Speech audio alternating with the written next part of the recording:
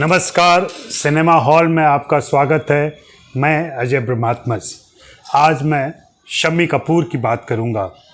शम्मी कपूर को मैं हिंदी फिल्मों का पहला रॉक स्टार मानता हूं। ऐसा बेफिक्र और बेपरवाह कलाकार पर्दे पर बहुत कम दिखा है। न तो उनके पहले कोई दिखा और उनके बाद कुछ कलाकारों ने उनकी नकल जरूर की, लेकिन उस ऊंचाई तक और उस दायरे में नहीं पहुंच सके। शम्मी कपूर हम सभी जानते हैं, पृथ्वीराज कपूर के दूसरे बेटे और राज कपूर के छोटे भाई थे। उनसे छोटे शशि कपूर। तीनों ने फिल्मों में काम किया और तीनों की अलग अलग पहचान बनी। शम्मी कपूर फिल्मों में आने के पहले पढ़ने लिखने में अच्छे थे। वैमानिकी की पढ़ाई करना चाहते थे, हवाई जहाज़ उड़ाना चाहते थे, लेकिन बाद में उनका ध्यान नाटकों फिल्मों की तरफ चला गया और उन्होंने अपने पिता पृथ्वीराज कपूर के पृथ्वी थिएटर्स को ज्वाइन किया। तब शुरुआती दिनों में जूनियर आर्टिस्ट के तौर पर उन्हें 50 रुपये महीने के मिलते थे, जिसमें उनका काम सेट का इंतज़ाम करना, मंच की व्यवस्था करना और बाकी बैक स्टेज के काम करना होता था। और कभी कभी मंच पर भी खड़े होने के मौके मिल जाते थे। यह प्रैक्टिस उनके जीवन में बहुत काम आई। उन्होंने इसके साथ शुरुआत की और इसे अपनाए रखा। वो डिसिप्लिन उनके जीवन में आया था।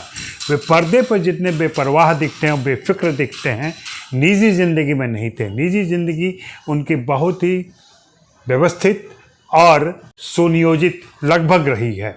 जब फिल्मों में आने की बात हुई तो एक बार महेश कौल ने उन्हें उनके घर पे देखा था और महेश कौल ने सोचा कि एक फ़िल्म बनाई जाए।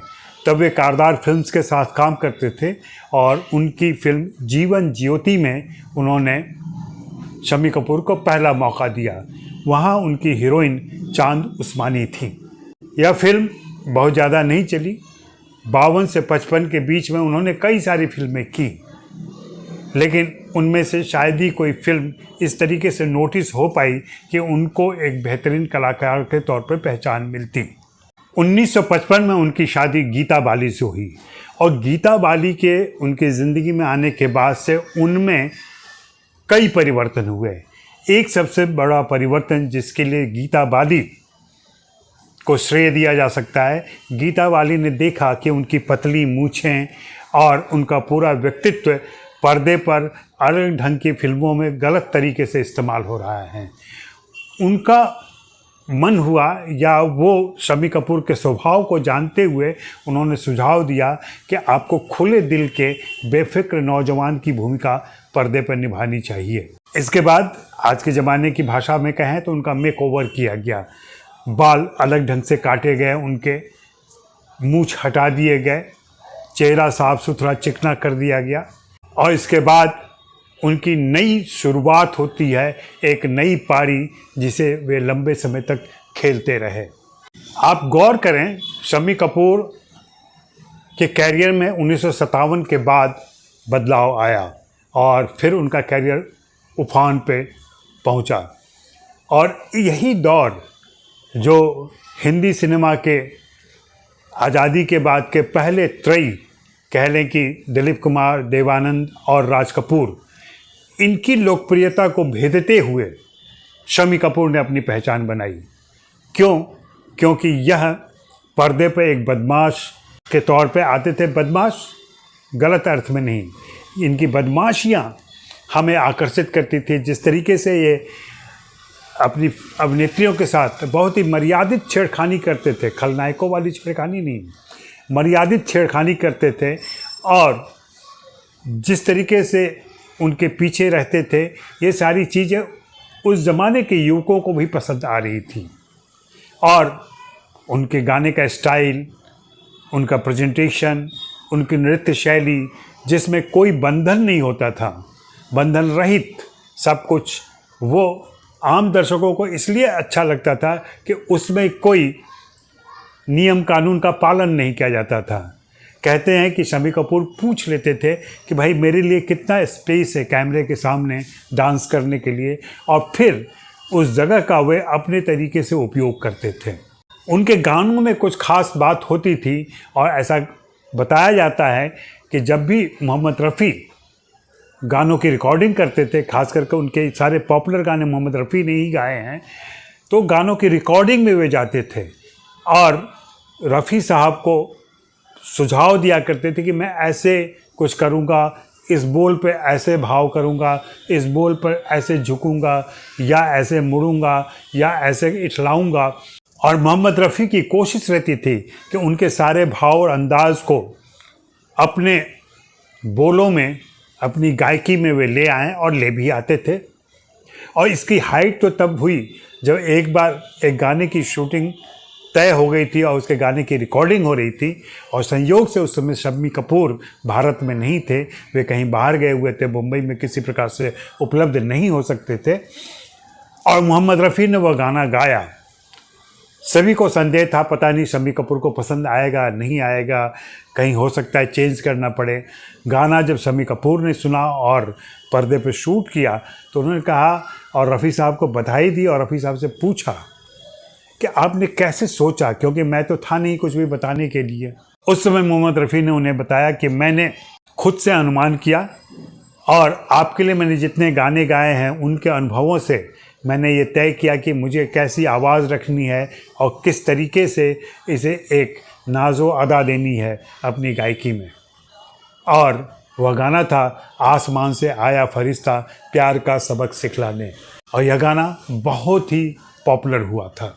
शम्मी कपूर ने फिल्मों में 52 से 57 तक तो थोड़ी सी मध्यम गति से चले, लेकिन 57 के बाद उनका कैरियर बहुत तेज़ी से और बहुत आगे बढ़ा।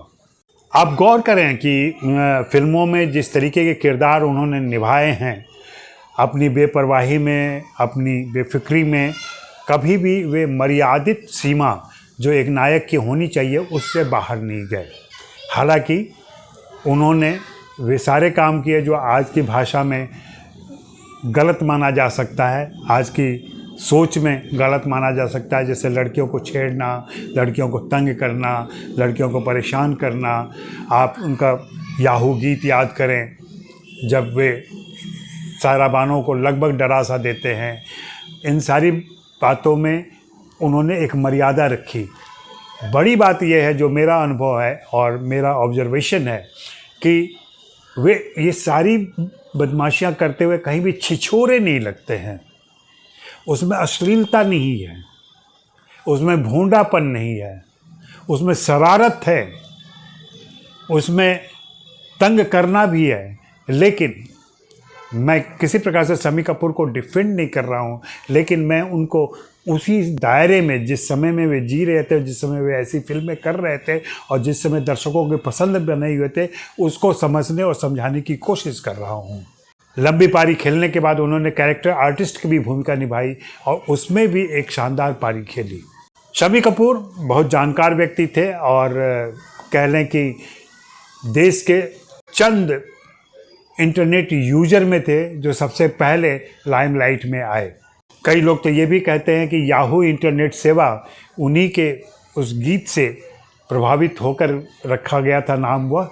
और हम सभी जानते हैं कि शम्मी कपूर किस तरीके से इंटरनेट संगठन जो बना था, आरंभिक संगठन भारत में, उसके सक्रिय सदस्य थे और सुझाव दिया करते थे, क्योंकि वे बहुत पहले शायद समझ गए थे या इस इंटरनेट के आविष्कार को मानने लगे थे कि ये आने वाले समय में बहुत बड़ी भूमिका निभाएगा। और जैसा कि मैंने शुरू में कहा कि वे पहले रॉक स्टार थे, उनकी आखिरी फिल्म भी रॉक स्टार ही रही, जिसमें उन्होंने अपने भतीजे ऋषि कपूर के बेटे रणबीर कपूर के साथ काम किया और हम सभी का दिल जीत कर ले गए। बाद के दिनों में वे काफ़ी अस्वस्थ रहते थे, उनकी किडनी खराब हो गई थी और जिसकी वजह से उन्हें लगातार डायलिसिस पर रहना पड़ता था और अपने सेहत की देखभाल करनी पड़ती थी। इस तरीके से अंतिम दिनों में थोड़ी तकलीफ़ में ज़रूर रहे वे, लेकिन कह लें कि सुकून के साथ वे गए। मैं यहाँ पर आपको याद दिला दूँ, हमारे अग्रज मित्र सुरेश शर्मा ने उनके ऊपर एक डॉक्यूमेंट्री बनाई है, रोमांस का शिखर, शम्मी कपूर पर, फिल्म्स डिवीज़न की यह फिल्म है, आप मौका मिले तो इसे ज़रूर देखिए, आप उनको समझ पाएंगे। और इस डॉक्यूमेंट्री फिल्म के लिए मुंबई से वे खुद ड्राइव करके लोनावाला गए थे, लोनावाला के उस कमरे में गए थे जहां वे अपनी बीवी के साथ समय बिताया करते थे छुट्टियों के समय। शम्मी कपूर पर रही ये मेरी बात। आप अगर कुछ जानते हो, आप अगर कुछ शेयर करना चाहते हो तो ज़रूर शेयर करें, हमसे बातें करें।